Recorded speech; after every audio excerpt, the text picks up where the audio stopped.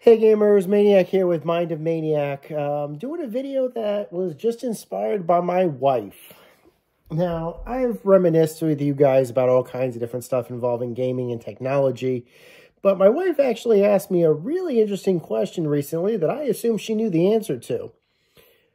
But then I realized, no, she didn't. And it's very possible that many of you don't know this either, because it's been 20 years. Now, my wife is a fan of wrestling, particularly the WWE sport, league. And I haven't watched, be honest with you, I haven't really watched WWE since I was in high school. But I actually used to watch it all the time while I was in high school. It was basically the heart of the Attitude Era. I basically watched after the Attitude Era started, and I think I stopped watching just as the Attitude Era ended. And I think I tried getting back into it after the WCW-WWE merger, but I didn't stay with it for very long. However, since the WWE Network has moved to other streaming services, particularly Peacock, the opportunity to watch not just old classic archived WWE pay-per-views, but also new live WWE pay-per-views has become possible. And my wife and I have been enjoying the opportunity to actually watch those events. And for some people, for me particularly, who, again, hasn't watched wrestling but did used to watch these pay-per-view events 20 years ago, versus someone who loves watching the history of these events but never watched them live until just this past month, basically. She asked me, how did it used to be back then? How did it work? How did pay-per-view work back then? And premium channels, for that matter. Now, we know that premium channels were a thing. I mean, HBO was probably the first to do it. But there was always like pay-per-view even back when I was a kid. And that was a long time ago, 30 years ago. And there was, and even back then, the Disney Channel was also a premium cable channel at the time, which required an extra fee on top of that. It's not anymore, but it was at the time. But we didn't really have cable boxes, at least not like they are today. How did TVs work really back then, even with just standard basic cable or basic premium cable or pay-per-view? How did people get their pay-per-views? And that's the story that I'm going to tell you guys. There is a little connection back behind most of your televisions, which have been around for quite a long time, at least probably 50, 60 years, basically. And it's a little coaxial connection, which is usually marked on the back of the TV, CATV, which stands for cable antenna TV, or coaxial or cable television, basically.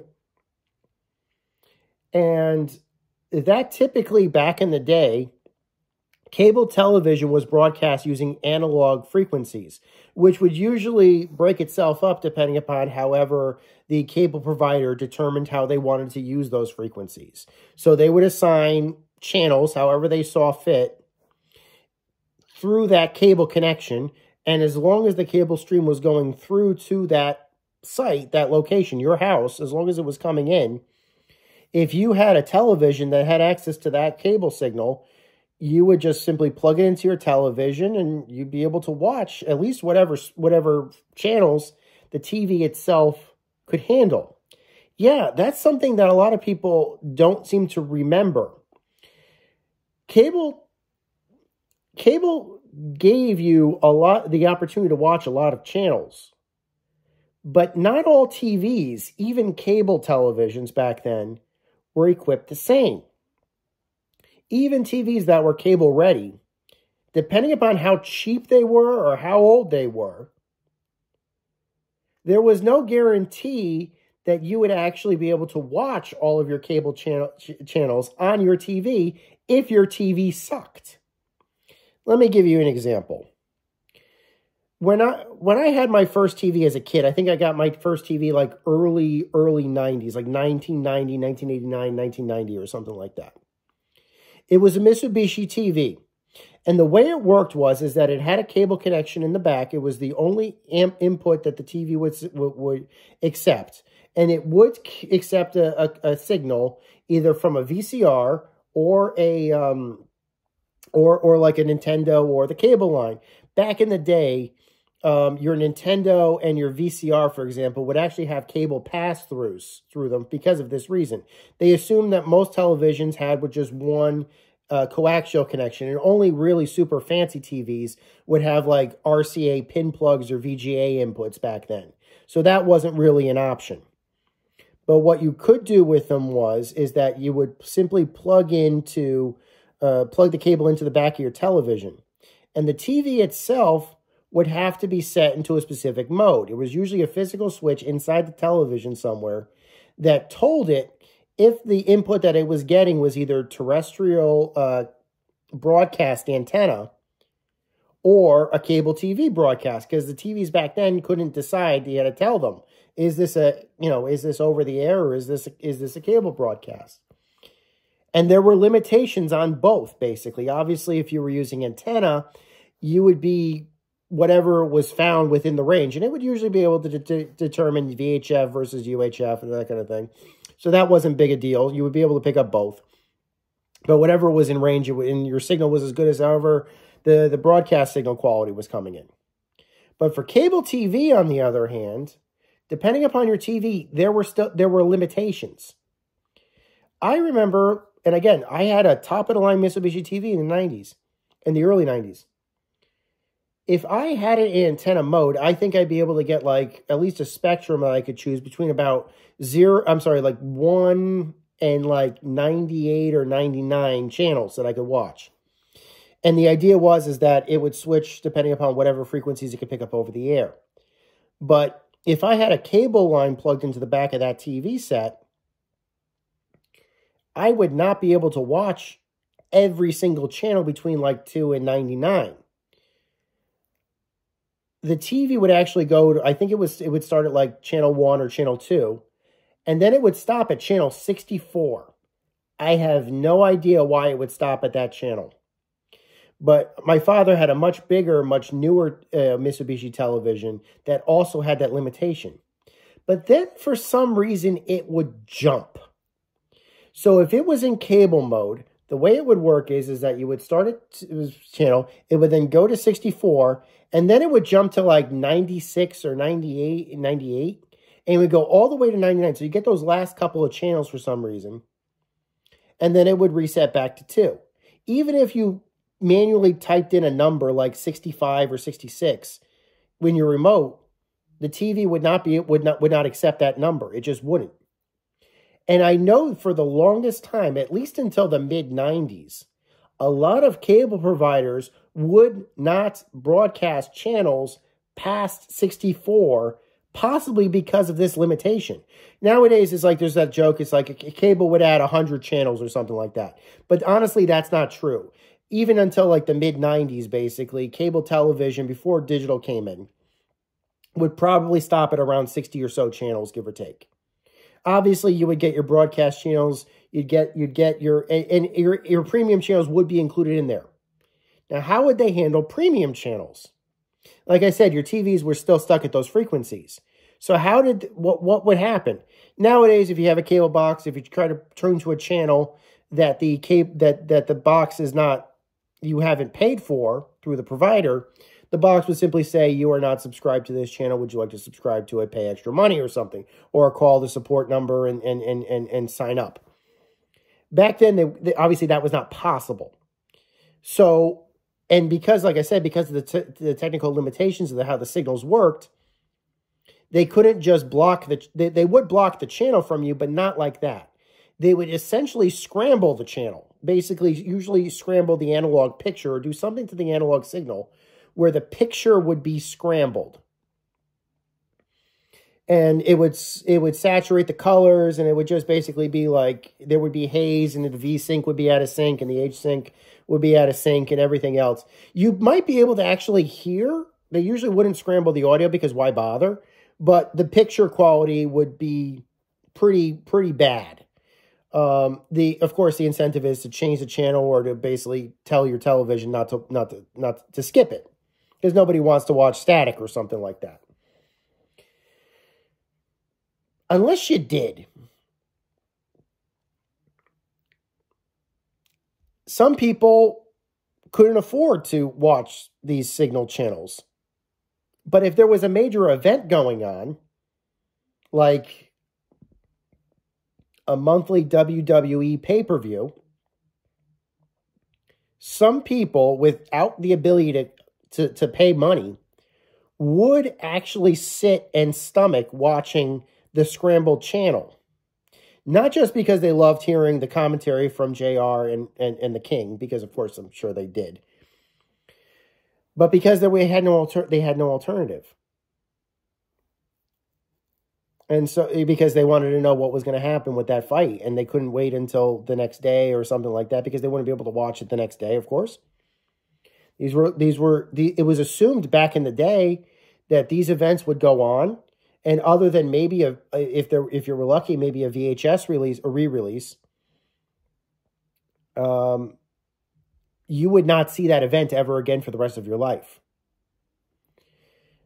And while it would be referenced, obviously, for the later events, it would just be, like at most you would see still images from the event. They would not show you very rarely would they show you the full event or any of the full fights, the content.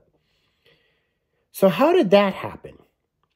Well, I mentioned before, and I kind of glossed over it, there were two ways of basically doing premium back in the day. Obviously, like I said, your HBOs, your Showtimes, your Cinemaxes, that all still existed even back then. They would basically be broadcast as scrambled channels. If you were to pay and call your provider and say, I want to pay an extra $5 a month for whatever, the system on the other end, I don't know how the heck they did this, would then unscramble the channel to your house. So the signal would then, as you were flipping through the channels, would no longer be scrambled, so you'd be able to actually watch it clearly. I don't think, my wife and I seem to disagree about this. I don't think you needed to have, at least not at the time, a special decoder box to do this. However, it did eventually become different. As for the pay-per-views, on the other hand, that wasn't handled the same way as the other ones were. If a pay-per-view was going to be watched, they would usually delegate the pay-per-view channels, at least for the provider that I had, in the mid to late 90s. They would usually put the pay-per-views in somewhere between like 96 and 99. And they would all come in scrambled. I never watched a paid pay-per-view under those conditions, so I don't know. Maybe they descramble the frequency for a brief period of time while the pay-per-view aired. I don't know I don't know. But that was basically where they would store those events as they broadcast live. And if you missed it, you were out of luck. There was no video on demand back then. Your VCR was essentially your video on demand. And if you had a timer, that was your DVR. You had no other way of recording a broadcast other than that. Maybe a beta tape or something, but you get what I'm saying. Laserdisc obviously could not record. There was no recordable DVD back then. And because of the lack of video compression back in the day, there was no way of copying the stream onto a computer's hard drive. Hard drives back then were so small, and without compression, video files were so big, there was just no way to hold something of like not even 10 minutes, let alone 2 hours, onto a computer before the hard drive would fill up. So you basically that was it. And in some cases, there were certain setups that actually, there were certain VCRs that would not be able to record higher channels. Basically, there would be a lock on just how high a channel your VCR would actually be able to record from. Otherwise, it just would would record static. Never could understand why it would do that, but I remember back in the day, some VCRs, especially older ones, would have a limit as to what channels they could actually record well. So obviously, by the year 2000, the cable box became in vogue. And there were two reasons, I think, as to why.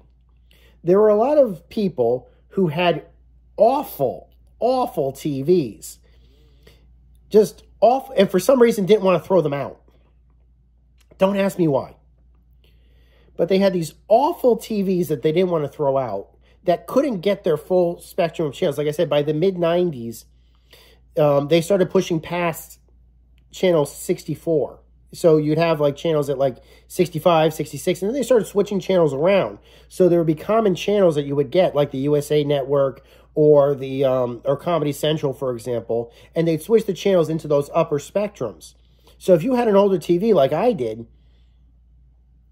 you would not be able to watch those channels on that TV, even if you were paying full price for cable. So the alternative, of course, was to get a secondary box, a cable box, which would actually be purchased by yourself. You could actually buy it at like wherever. You could buy it at like Circuit City or like Radio Shack or something, and then use the the cable TV pass through basically to stringer that into the TV.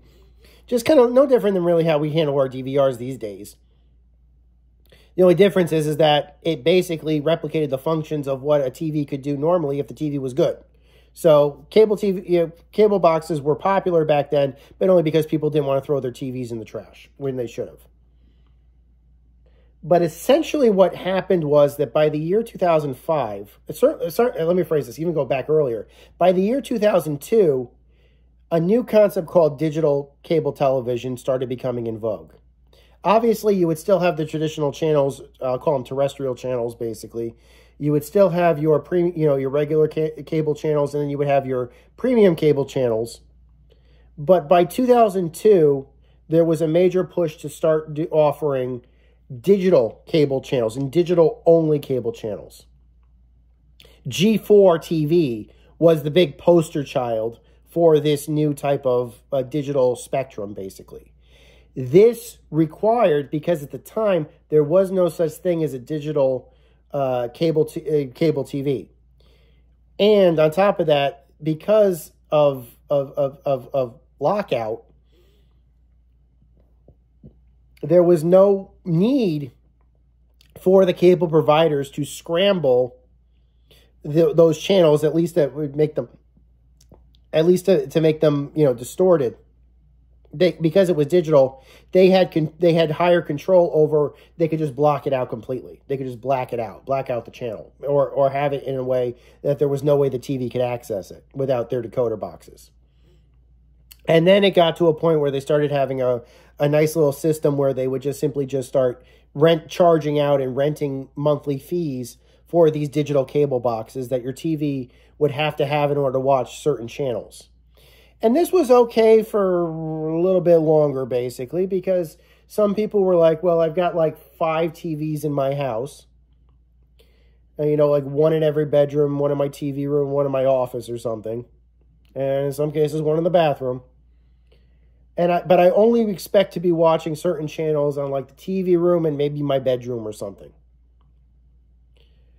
Very quickly after that, there were other channels that started getting relegated to those spectrums, like the HBO. Usually not the originals, like the Showtimes, the HBOs. Those would still broadcast analog at least until around 2005. But there were other ones, like let's say for example, like HBO 2, HBO 3, Showtime 2, Showtime 3. Basically, those would start to get pushed exclusively to digital channels and would require you to get a digital box for that. So by the mid-aughts, you started getting a shift between both a combination of analog and we haven't even gotten to HD yet, by the way. We haven't even gotten to there. We haven't even gotten there yet. But essentially, and then at that point, pay-per-view was digital only. They basically just pulled the analog feeds for the pay-per-views. Those would basically become digital only, and that was the only way you could watch those.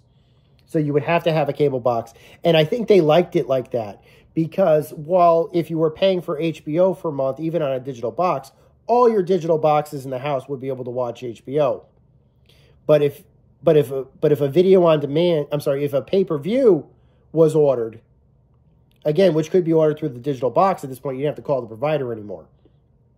But if a pay-per-view or a video on demand was ordered, it would only be visible on that TV either during the broadcast window or for the limited time that the window was there. Like I remember one of the first pay-per-views I watched was actually a pay-per-view marathon of like several. It was like a marathon of like several comedy movies. I think it was like they did like an all-day marathon of like Fast Times at Ridgemont High, the unrated cut of American Pie, and like one other movie. I can't remember what it was. And they would broadcast it like 12:50 or something like that. You could watch like all three movies for the day, like have a movie marathon. So they did stuff like that, but it was only viewable on the TV that it was ordered on. And obviously that tradition continues to this day. By 2007, HD channels started getting added. And those, of course, were digital only because you could only broadcast HD through digital. I don't think they even bothered trying analog. There just wasn't enough bandwidth there through analog to have an HD channel. They would still copy the over-the-air stuff, but I'm going to be honest with you, unless you were using a home satellite provider, which had its own things going for it, unless you were like a DirecTV, even if you were paying a lot extra, and by the way, digital HD boxes cost more to rent per month than non-HD boxes, and obviously you had to pay for the HD package, which was premium over the digital package. You got maybe 5 channels in HD. 6 if you paid for HBO. You get and it would only be HBO 1. So 2007, the HD revolution starts coming in. You would have access to your broadcast channels, your ABCs, your NBCs, your Fox broadcasting, CBS. All of that would be in HD. Maybe you'd get a ESPN 1. And if you paid for HBO, you'd get HBO 1 and HD simulcast. There was also a channel called Discovery HD Theater that I remember. It was not a simulcast of the Discovery Channel. It had its own unique programming. It's now, I think, called the Velocity Channel, but I think it's since been renamed again. And that was it. And I remember for years, even with all those high costs, they still only offered, that was basically their standard. They still only offered like, I would say maybe 12 channels in HD on for my cable provider. The only time they actually decided to actually start offering more than like 12 HD channels was when they finally cut off the analog connections. When they finally cut off the analog, so basically at that point you had to have a cable box, either an HD box or some other digital box. There were no analog channels, and the TV would not be able to decode it anymore. They cut those. When that happened, they were finally able to offer like, much more HD. But again, you had to have a box rented in order to do that. That's the history of basically cable. And I know that there were a lot of people that are like, I get all these extra fees. I have to pay for rented cable. I have to pay for the service. I have to pay for the premium channels. And I'm getting what out of it?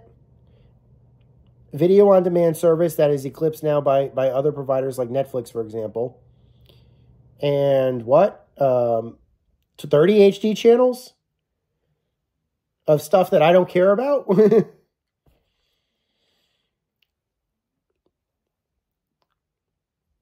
That's the history. That's what happened. That's where we're at right now.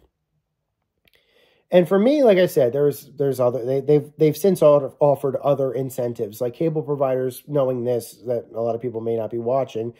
They'll bundle with other services like Peacock, for example, or HBO Max or something, or depending upon, again, what you're willing to pay for. Netflix, for example, they may bundle that or offer incentives with that, with the package. So that's basically their workarounds, is to try to offer all of that included. But not everybody's decided to continue with that. And unfortunately, programming for a lot of these legacy channels is not very good. And that, I think, is the Achilles heel. It's like everybody's saying, well, cable is expensive, therefore cable is failing because people don't want to pay those prices. I would argue that cable is expensive, yes, but people would be willing to pay those prices, or at least more people would be willing to pay those prices, which in turn should make the prices go down because a lot of people would be using the service, if the content that was being broadcast was worthwhile. Isn't that just always the case? And when everything's a reality show, who cares? Nobody cares. So, hope you guys enjoyed this little look back in memory lane. Till next time, my name is Maniac with GamingSuccess.net. Take care. Over and out.